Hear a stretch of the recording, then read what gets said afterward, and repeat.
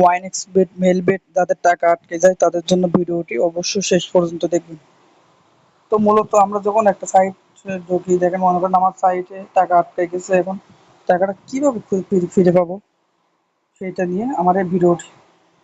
তো অবশ্যই ভিডিওটি শেষ পর্যন্ত দেখলে আপনারা বুঝতে পারবেন। যখন আমরা এখানে ডিপোজিটের অপশনে গিয়ে আমরা ভুল করে ট্রানজাকশন আইডি কিংবা নাম্বার ভুল করে দিয়ে ফেলি, তখন টাকাটা আটকে যায়। তো অবশ্যই আপনার যে জিমেইলটা আপনার এখানে অ্যাড করা অনেক্সবেটে, এখানে দেখেন আপনি কোন কোন জিমেইল অ্যাড করে সেটা আপনার সেটিংসের ভিতরে গেলে দেখতে পাবেন। আর যাদের অ্যাড করে না, জিমেইল অ্যাড করে নেবেন, জিমেইলটা অ্যাড করে ওদের কাছে ইমেল করবেন। তো আমার এই জিমেইলে জিমেইলটা অ্যাড করা, এখন আমি এই জিমেইলে ওদের কাছে চ্যাট করবো, ঠিক আছে। তো মূলত আমি একটা নোটপ্যাডে যাব, নোটপ্যাডে গিয়ে আমি কিছু অপশন লিখবো, এই অপশনটা আপনারা এডিট করে আপনারাও লিখবেন, আমি এগুলো সব ডিসক্রিপশন করে দিব। তো আপনারা এখান থেকে এভাবে এডিট করবেন, এডিট করে আপনার গেমিং আইডিতে যাবেন, ঠিক আছে। আপনার মোবাইল ওয়ানেক্সবেটে যাবেন, যাওয়ার পরে দেখবেন এখানে অনেকবেট কিংবা মেলবেট সবার জন্য কিন্তু সেম এই ভিডিওটি, সবাই দেখবেন। লাইন বেট হোক, যা হোক, এই সিটিংয়ে গিয়ে দেখবেন আপনার আইডি নাম্বারটা, তার মানে চিহ্নিত ক্লিক করে দিবেন। এই দেখেন আইডি নাম্বার, এখানে দেখেন আইডি নাম্বার, আপনাদের যে আইডি নাম্বার সেই আইডি নাম্বারটা এখান থেকে ভালোভাবে দেখবেন, দেখে দেখে তারপরে এই জায়গায় বসে দিবেন, এই জায়গাটা, ঠিক আছে। এখানে কিন্তু আমি যখন দেবো তখন ফাঁকা করতে হবে, এখানে আপনাদের আইডি আপনাদের দিতে হবে। আবার দ্বিতীয় নাম্বার যেটা, এটা হচ্ছে ট্রানজাকশন আইডি, ট্রানজাকশন আইডি। এই দেখেন এইটুকু হচ্ছে ট্রানজাকশন আইডি, এইটুকু হচ্ছে ট্রানজাকশন আইডি। তো আপনার আপনি ওদেরকে যখন টাকা দিয়েছিলেন, যে টাকা দিয়েছিলেন ওদের, আপনার বিকাশে ঢুকলে বুঝতে পারবেন আপনি।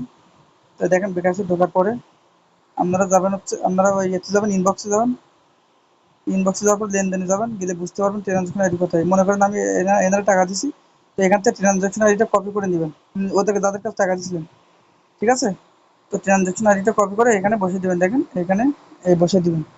দেওয়ার পরে আপনি যে আপনার নাম্বারটা এখানে দিবেন, আপনি যে নাম্বার দিয়ে হয়তো টাকা দিচ্ছেন, আপনার নাম্বারটা এখানে দিবেন, আপনার বিকাশ। তো আমার বিকাশ নাম্বারটা এখানে দিছি, দেখেন বসিয়ে দিছি। আর ওদের কাছে যে নাম্বার, ওদের কাছে যে টাকা পাঠিয়েছিলেন যে নাম্বারে, সেই নাম্বারটা এখানে দিবেন, এখানে ওদের কাছে যে ওদের নাম্বারে টাকা দিচ্ছিলেন, তো ওদের নাম্বারটা এখানে বসিয়ে দিবেন। তো আমি মনে করি এই নাম্বার টাকা দিচ্ছিলাম, সেই নাম্বারটা আমি এখানে বসিয়ে দিচ্ছি, ঠিক আছে। সব ঠিকঠাক আছে, এগুলো সব ঠিকঠাক আছে উপরেরগুলো। তো এবার হচ্ছে মূল কাজ হচ্ছে টাইম অ্যান্ড ডেট, কোন তারিখে টাকা দিয়েছিলেন সেটা এখানে দিবেন। এই দেখেন মাঝখানে একটা হচ্ছে মাস, এটা হচ্ছে তারিখ, আর এটা এই 24 হচ্ছে, এটা হচ্ছে সাল।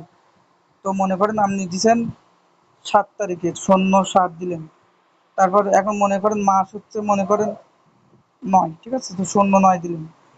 আর সাল যত, সেই সালটা এখানে দিবেন, 24 সাল 24 দিলাম, ঠিক আছে। এভাবে 2024-ও দিতে পারেন, 2024-ও দিতে পারেন, এভাবে।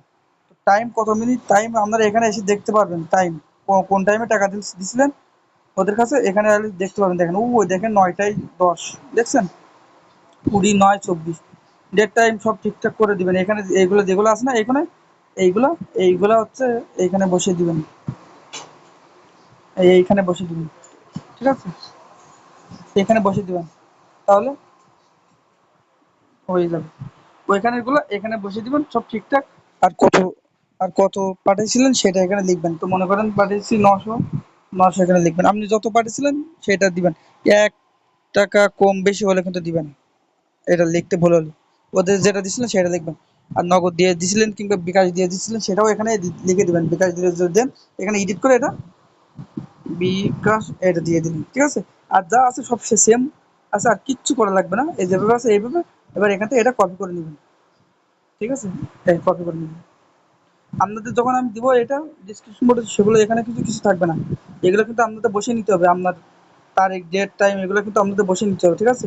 তো আমি যখন আপনাদের দেবো তখন এসব কিছু কিছু থাকবে না কিন্তু, এগুলো কিন্তু আপনাদের সব বসে নিতে হবে। এখানে বিকাশের জায়গায় বিকাশ থাকবে না, এখানে আপনি যদি নগদ দিয়ে থাকেন তাহলে নগদ বসালেন, ঠিক আছে। বিকাশ যদি বিকাশ হলে বিকাশ বসালেন, আপনারগুলো সব এখানে বসিয়ে দিবেন। হুম। তো এগুলো আমার কপি করছি, সব ঠিকঠাক হয়েছে। এবার যাবো হচ্ছে জিমেইলে, যে জিমেইলটা আপনার কাছে অ্যাড করা, জিমেইলে ওইটা ভিতরে যাবো, ঠিক আছে, জিমেইলের ভিতরে যাবো। তো দেখেন এই জিমেইল, তো আমি যে জিমেইল আমার অনেক অ্যাড করে সেটা যাবো, এটা আমার অ্যাড করা। তো তারপর এইখানে ক্লিক করব। তো ওদের কাছে যেটা পাঠাবেন সেটা আপনার কোথায় পাবেন সেটাও আমি আপনাদের দেখাই দিই। ওদের কাছে যে ইমেইলটা পাবেন সেই ইমেইলটা কোথায় পাবেন, এখানে আসবেন, অনেক সুবিধা আসবেন, ঠিক আছে।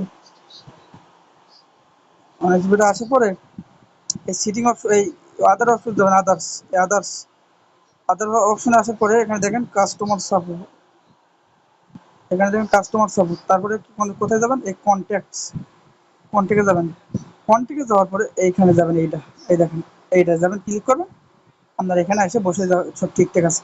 তারপর এই ডিআর স্যার, এই এটা লিখবেন তাহলে আর কিছু না। তারপর এখানে এটা এই দিবেন, পেস্ট করে দিবেন আমরা যেটা কপি করছিলাম।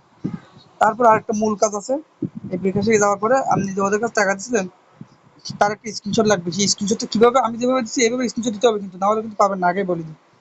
স্ক্রিনশটটা এই, তারপর লেনদেনে গেলেন, এই যে স্ক্রিনশটটা মনে করেন আমি এই নাম্বারে টাকা দিচ্ছি, এই নাম্বারটা এইটা যেন দেখা বোঝা যায়, এইভাবে একটা স্ক্রিনশট নেবেন এই, ঠিক আছে।